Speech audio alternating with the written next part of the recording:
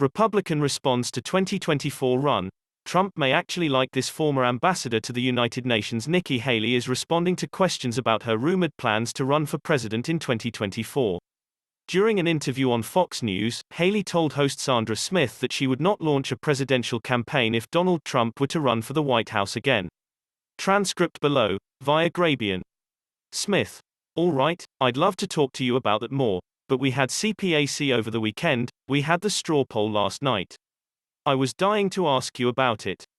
Donald Trump winning that straw poll by a long shot, 70%. Ron DeSantis garnering, I believe it was 21% of that, a far second place behind. I ask you every time, are you running in 2024? Is the answer different today, Nikki Haley? Because nobody else in that straw poll managed to go above 1%. Haley: well, I think President Trump's voice will be needed for a long time. He's a valuable voice for our party. I think he will continue to lead on multiple levels. I don't think I have to make a decision until 2023. If the president ran, I would never run against him. I'm loyal, I support him, I always have. He's a friend. But I think right now we have to understand that 2024 won't matter if we don't win 2022. House, Senate, governor's races have never been more important than they are right now. We need to make sure we are rallying. We need to make sure that we win these races.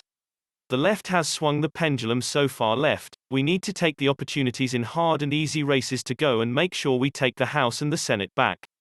Smith: I'm sure you hear that a lot of people want to see you run. Haley: you know, I hear that, but I think it's too early. You know, I think if you look at the situation, a lot can change in a year. I think we need to keep our eye on the ball and our eyes need to be on what do we do to stop the bleeding of Biden. And I'll tell you, every day that Biden and Kamala are in office is another day that Republicans come together. Elections have consequences, we need to remember this. Now, this is the exact opposite of what she was saying a few months ago. During an interview with Politico, Haley said she was disgusted by Trump's comments and actions regarding the January 6th Stop the Steal rally. Haley told Politico, "Fast forward, I'm watching the television the morning of the 6th and I see Don Jr. get up there. And then I hear the president get up there and go off on Pence. I literally was so triggered, I had to turn it off. I mean, John Lerner texted me something and I said, I can't watch it. I can't watch it, because I felt the same thing. Somebody is going to hear that, and bad things will happen."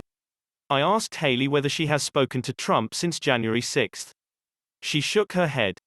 "When I tell you I'm angry, it's an understatement," Haley hissed, leaning forward as she spoke. "Mike has been nothing but loyal to that man. He's been nothing but a good friend of that man. Ellipsis. I am so disappointed in the fact that, despite the loyalty and friendship he had with Mike Pence, that he would do that to him. Like, I'm disgusted by it."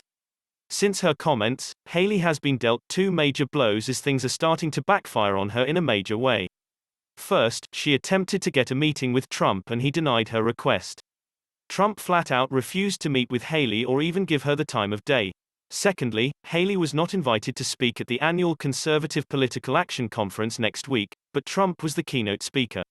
In other words, her comments have boxed her out from prominent Republican circles.